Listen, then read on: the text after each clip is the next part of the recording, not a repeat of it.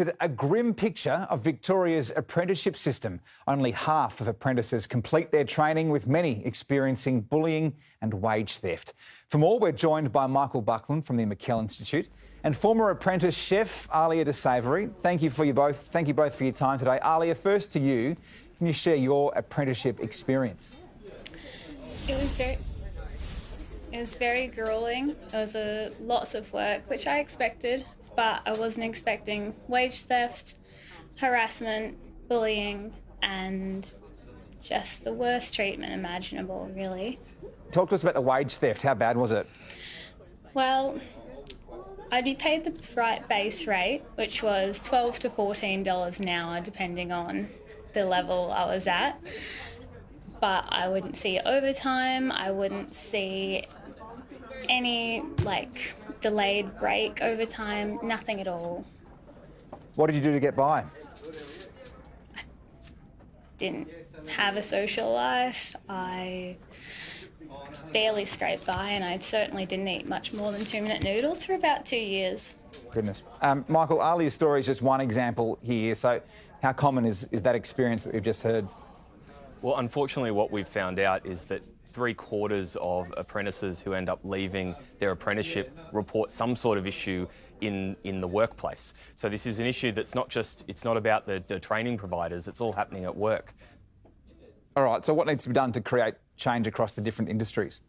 Well, there's far too much confusion about who's responsible at the moment. So right now we have multiple regulators doing different parts of the job, and the vast majority of apprentices don't understand what their rights are. So what needs to be done is we need to bring all those bodies together and start putting some wraparound services to support apprentices.